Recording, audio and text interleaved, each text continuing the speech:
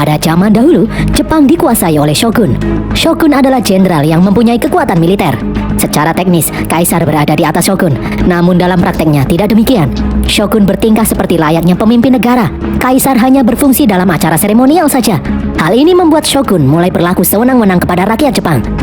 Pada tahun 1864, setelah Jepang membuka diri terhadap perdagangan asing, rakyat yang muak dengan kekuasaan shogun berniat mengakhiri kekuasaan shogun dan mengembalikan otoritas kaisar. Kelompok masyarakat yang menentang shogun dan mendukung shogun kini saling berhadapan. Pertempuran pun menyebar di seluruh daratan Jepang. Klan Katsui Tsushima adalah salah satu keluarga pendukung shogun. Katsui berhasil menangkap seorang pemuda yang dicurigai telah membunuh anggota keluarganya. Namun mereka tidak yakin karena pemuda itu terlihat begitu muda, tidak mungkin orang semuda itu menjadi pembunuh keji.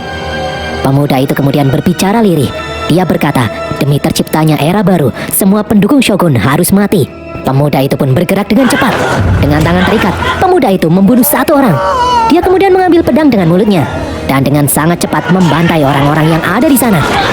Setelah berhasil melepaskan diri, pemuda itu semakin brutal.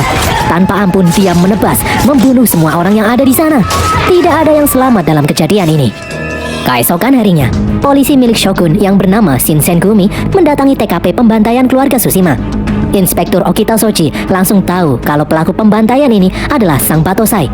Dia adalah sang pembantai yang dikenal sebagai mesin pembunuh berdarah dingin yang mengincar semua pendukung keshogunan. Beberapa hari berikutnya, Batosai mendatangi kediaman Inspektur Jubei yang merupakan pendukung shogun. Tak membutuhkan waktu lama, Batosai membantai semua orang yang ada di sana. Batosai lalu memberikan secari kertas bertuliskan perintah eksekusi. Di sini ternyata ada satu orang yang masih hidup. Orang itu berkata kalau dia tidak boleh mati karena kekasihnya sedang menunggu di rumah.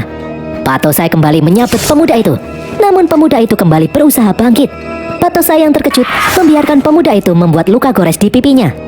Pada akhirnya, dengan dingin, Batosai menusuk pemuda itu hingga tewas.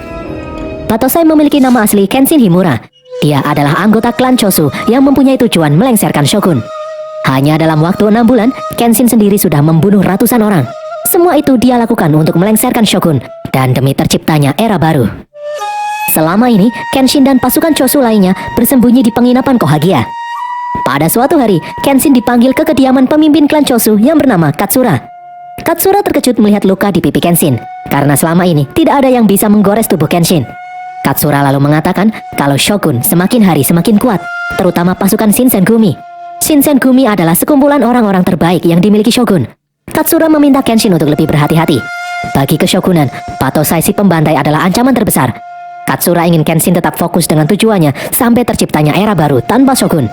Setelah Kenshin pergi, pacar Katsura bingung melihat wajah Kenshin yang sangat dingin, seperti manusia yang tidak memiliki jiwa. Katsura pun teringat saat awal Kenshin bergabung dengan klan Chosu setahun yang lalu. Dahulu, saat Kenshin ditantang oleh rekannya, Kenshin menunjukkan teknik pedang yang sangat cepat.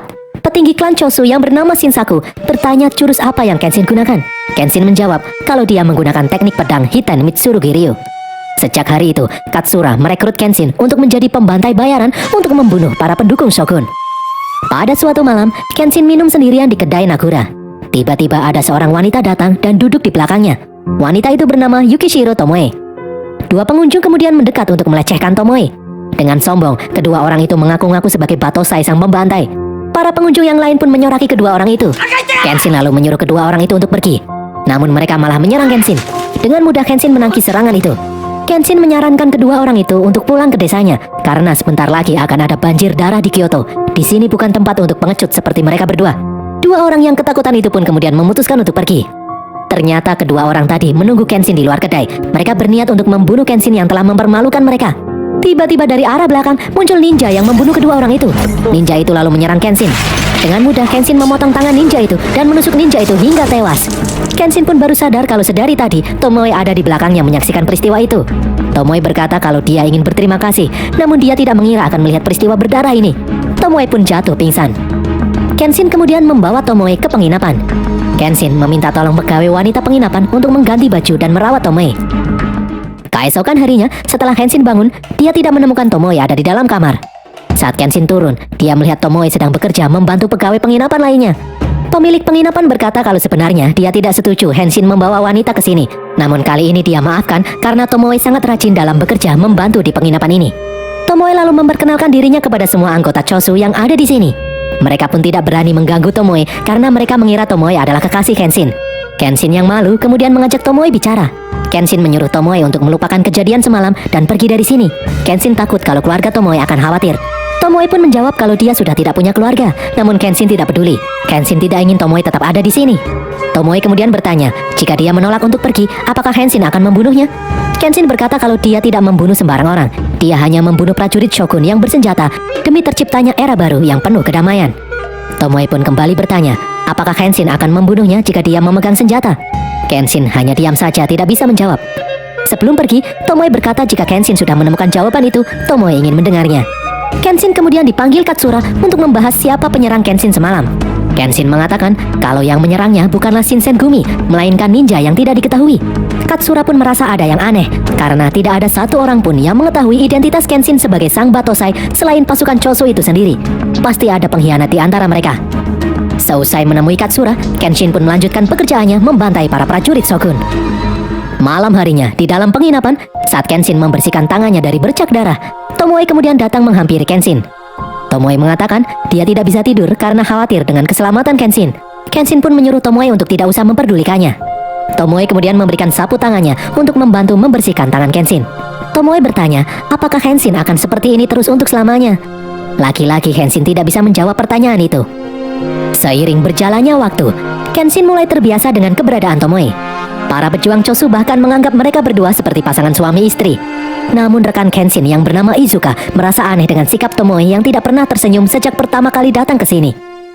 Izuka lalu menemui Katsura yang sedang bersama Katagai di tempat pembuat pedang. Izuka curiga jika Tomoe adalah mata-mata. Kenshin hanya mengatakan kalau Tomoe pernah melihatnya membunuh, jadi Kenshin harus menjaganya. Identitas Tomoe juga tidak diketahui. Katagai berkata, dilihat dari aksennya, Tomoe bukan berasal dari Kyoto. Tomoe juga bisa menulis dan bisa membaca. Kemungkinan besar Tomoe berasal dari keluarga samurai yang miskin. Izuka menambahkan, semenjak kehadiran Tomoe, Kenshin semakin melemah. Dia pernah melihat Kenshin terang-terangan tidur di depan Tomoe. Setelah pedang pesanannya jadi, Katsura menemui Tomoe di penginapan untuk menyerahkan pedang baru untuk Kenshin. Di sini Katsura meminta Tomoe memaklumi pekerjaan Kenshin. Katsura mengatakan kalau mereka semua di sini harus bertindak gila untuk mengakhiri busuknya era Shogun yang sudah berlangsung selama 300 tahun ini. Kenshin memegang peran penting dalam perjuangan ini. Katsura memohon kepada Tomoe untuk tidak merubah Kenshin menjadi lemah. Keesokan harinya, Tomoe memberikan pedang yang diberikan Katsura kepada Kenshin sebelumnya. Tomoe lalu mengajak Kenshin jalan-jalan di pasar. Di jalan, Tomoe mengatakan kalau semua orang di sini pasti mempunyai orang yang mereka cintai. Tomoe bingung kenapa perdamaian harus dicapai dengan pertumpahan darah, padahal korban yang tewas akan meninggalkan kesedihan bagi keluarga yang dicintai. Tomoe menebak kalau Kenshin juga termasuk korban peperangan ini. Kenshin kemudian berkata, dia masih percaya untuk meraih perubahan, satu-satunya cara adalah dengan ayunan pedang. Kebetulan saja Kenshin yang mendapat tanggung jawab mengayunkan pedang itu. Jika tidak, pasti akan ada orang lain yang melakukannya. Di tempat lain, Saito mendatangi markas besar Shinsengumi karena anggotanya berhasil menangkap salah satu anggota pasukan Chosu yang bernama Furutaka. Inspektur Kondo menemukan sebuah kertas berisikan informasi kalau pasukan Chosu akan membakar istana yang sudah dikuasai Shogun dan mengamankan kaisar ke markas Chosu. Pasukan Shinsengumi ini pun segera bertindak untuk menghentikan rencana itu.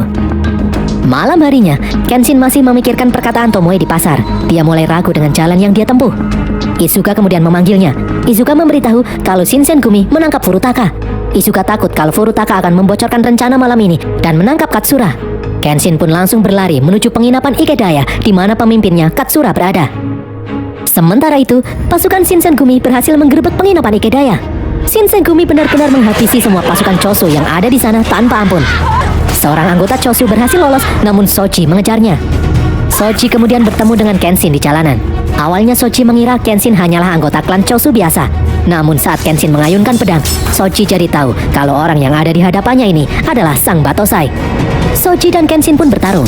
Shoji tidak akan membiarkan Kenshin menghentikan pasukan Shinsengumi. Sementara itu, di penginapan Ikedaya, tanpa adanya Batosai, banyak anggota klan Chosu yang tewas.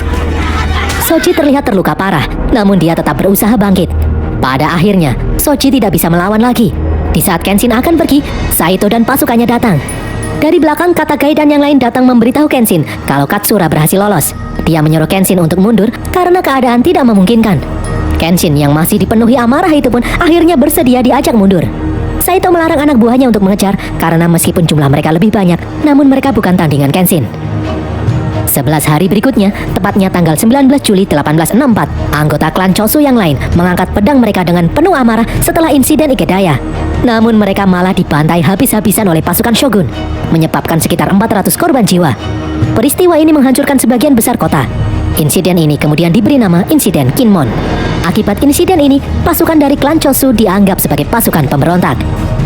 Di penginapan Kohagia, Katagai memerintahkan pasukan Chosu yang tersisa untuk kabur karena pasukan Shinsengumi bisa datang kapan saja. Yang terpenting sekarang adalah menyelamatkan diri lebih dulu. Di dalam kamar, Tomoe ingin memberikan selimut kepada Kenshin yang masih tidur, namun Kenshin yang kaget justru mengeluarkan pedang. Kenshin kemudian menyuruh Tomoe untuk pergi menyelamatkan diri, namun Tomoe tetap menolak. Tomoe mengatakan kalau dia akan selalu ada di sisi Kenshin. Tomoe akan selalu berusaha menjaga Kenshin untuk tidak berubah menjadi psikopat pembunuh berdarah dingin. Kenshin pun memberikan jawaban atas pertanyaan Tomoe sebelumnya. Kenshin berkata kalau dia tidak akan pernah membunuh Tomoe meskipun Tomoe mengayunkan pedang ke arahnya. Kenshin tidak ingin melukai Tomoe. Tomoe pun merasa senang mendengarnya. Tiba-tiba ada yang berteriak kalau pasukan Shinsengumi datang ke tempat ini. Kenshin pun langsung membawa Tomoe untuk kabur. Tomoe tidak lupa membawa buku hariannya. Berkat bantuan pemilik penginapan, mereka akhirnya berhasil kabur dari kejaran Shinsengumi. Kenshin dan Tomoe kemudian menemui Katsura di pinggir jalan. Sejak penyergapan di penginapan Ikedaya, Katsura harus berpindah-pindah. Sebagai pemimpin, dia harus tetap hidup untuk memimpin gerakan perubahan ini. Katsura lalu meminta Kenshin untuk bersembunyi di desa di luar Kyoto, menyamar menjadi warga desa biasa. Nanti, Izuka atau Katagai akan mengantarkan semua kebutuhan Kenshin. Katsura lalu meminta Tomoe untuk berpura-pura menjadi istri Kenshin agar lebih meyakinkan. Setelah Katsura pergi, Kenshin meminta maaf kepada Tomoe karena harus melibatkan Tomoe dalam hal ini. Kenshin pun berkata jujur dari hati kalau dia menyukai Tomoe. Tomoe adalah satu-satunya wanita yang bisa membuatnya tetap waras. Kenshin meminta Tomoe untuk tidak berpura-pura menjadi istrinya. Kenshin ingin Tomoe benar-benar menjadi istrinya. Tomoe pun tersenyum. Dia bersedia menjadi istri Kenshin. Kenshin dan Tomoe akhirnya hidup di sebuah gubuk yang berada di tengah hutan. Di sini, Kenshin menghabiskan waktu dengan menanam aneka sayuran. Kenshin terlihat sangat bahagia. Kenshin pun menyadari kalau selama ini dia berjuang untuk membawa kebahagiaan bagi banyak orang, namun hal itu tidak membuat dirinya sendiri bahagia. Kenshin justru merasa bahagia ketika ada Tomoe di sisinya. Di sini Kenshin juga terlihat mulai sering tersenyum dari sebelumnya.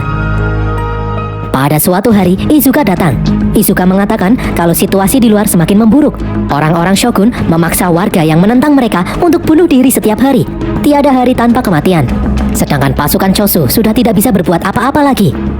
Izuka kemudian memberikan uang dan berbagai bahan ramuan obat.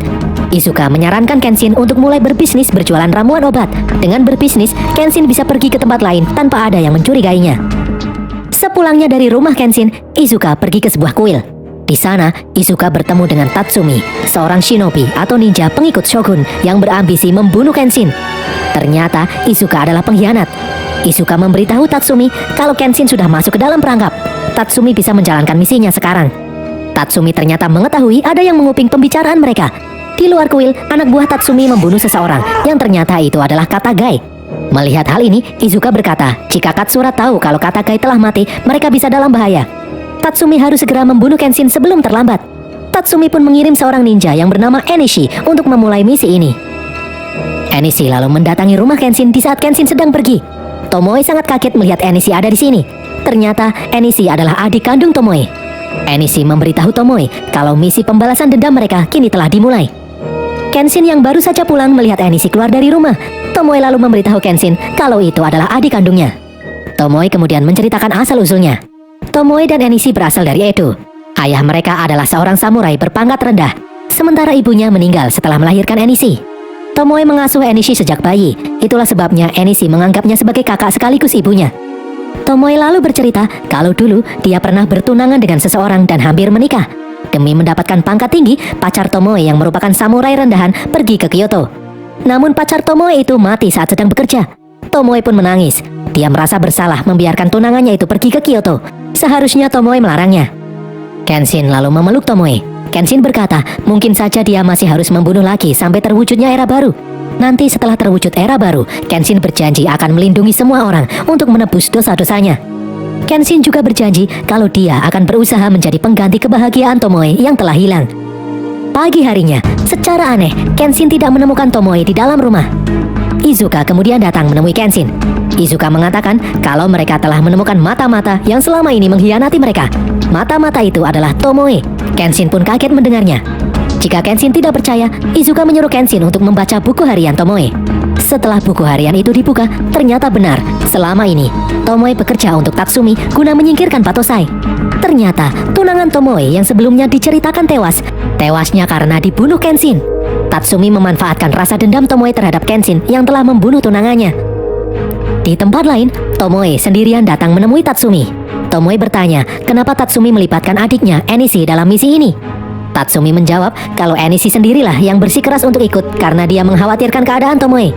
Tatsumi lalu mengatakan kalau para ninja sudah bersiap di pos masing-masing untuk membunuh Battosai. Tomoe pun kaget karena Tomoe tidak diberitahu tentang misi ini.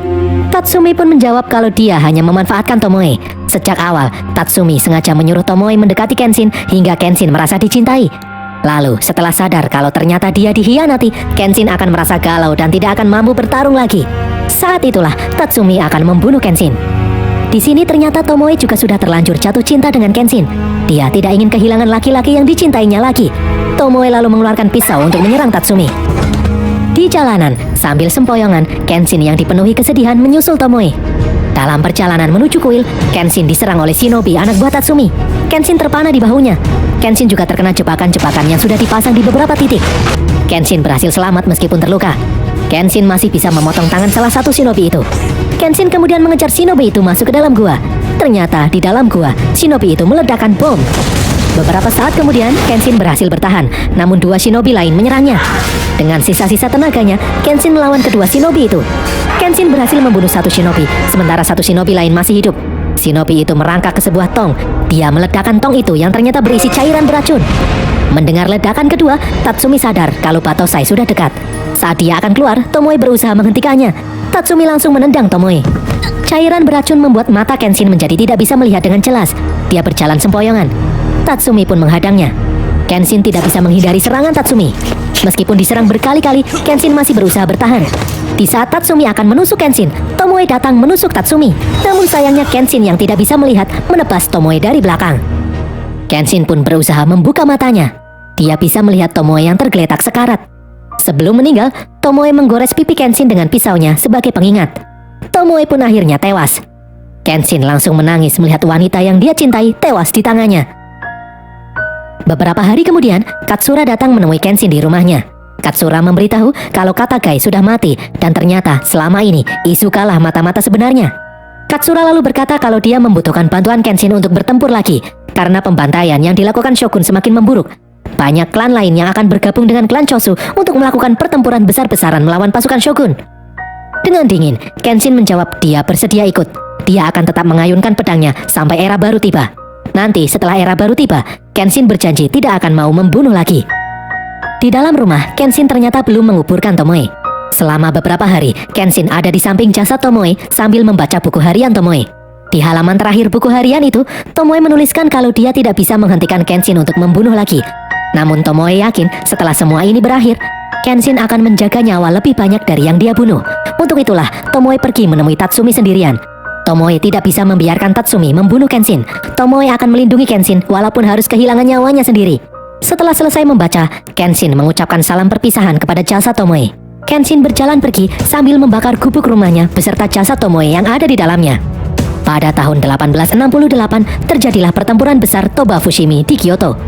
Kenshin ikut berperan dalam pertempuran selama 4 hari itu. Setelah pertempuran berakhir, terlihat bendera kaisar berkibar, yang artinya pertempuran ini dimenangkan oleh para pendukung perubahan. Keshogunan akhirnya berhasil ditumbangkan. Kenshin pun lega akhirnya cita-cita mereka bisa terwujud. Di saat Kenshin akan pergi, Saito menantang Kenshin untuk berduel. Namun Kenshin malah menancapkan pedangnya di tanah. Itu artinya Kenshin menepati janjinya untuk tidak akan membunuh lagi.